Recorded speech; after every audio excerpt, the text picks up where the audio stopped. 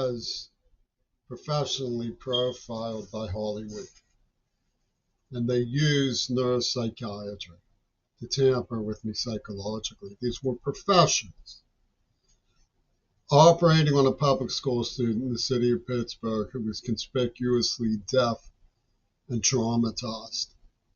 They heaped on me a scenario from Martin Scorsese and dared me to try to straighten things out.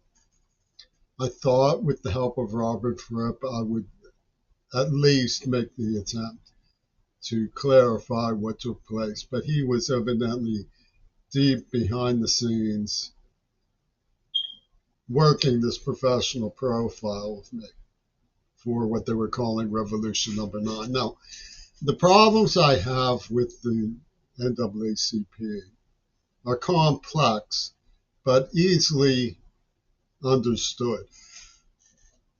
For one thing, they stood by and justified the way that Peter Gabriel used cruel and vicious tactics directed against me.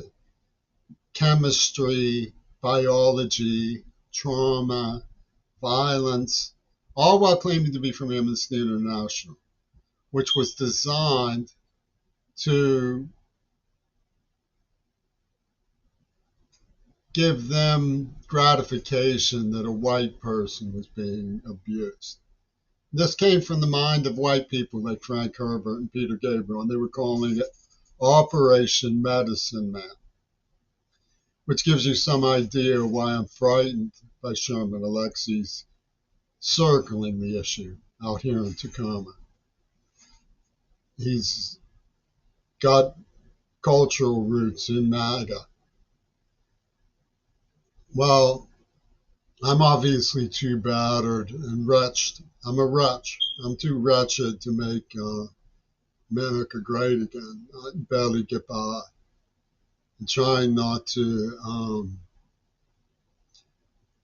get any worse. I'm extremely infirm with Parkinson's and deafness and other consequences of having been poisoned and tortured for an awfully long time. But really, the NAACP has a double vision about education, critical race theory. They hid me under the floorboards during the civil rights movement for a special project in Pittsburgh. And I was the odd man out. So even though I was attacked and brutally tortured by the KKK, the sociology of the public school system didn't want the problems that would come from allowing the Pittsburgh Zionists were required to obey the law towards a deaf white sucker. But it isn't just that. I can understand to some extent saying that I was too confused about how to respond to be accorded anything other than a profound feeling of pity and disappointment, but not status. I can almost understand that about Pittsburgh. And I accepted that stoically until I found out they had hurt other people. I can understand them saying, we won't respect you even if you master the issues. I passed 6 or 7 classes in Black Studies and African Studies with A's. One of the teachers said, your admiration for Fannie Lou Hamer is obvious. This went against the investment in Ming Na Wen's profile. While Black people have their own concerns, I mean, when it comes to Palestinians, I often brush aside their acceptance of what Peter Gabriel was doing because they were overloaded.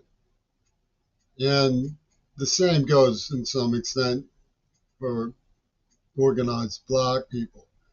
They have a lot to reconcile with in terms of historic experience.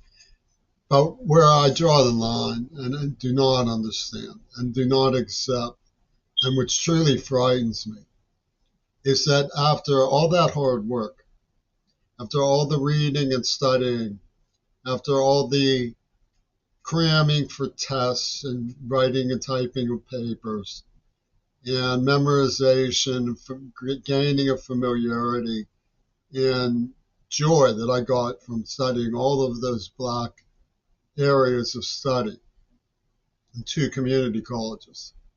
They refuse to acknowledge that that is respect for them, that that is a sign of respect for them.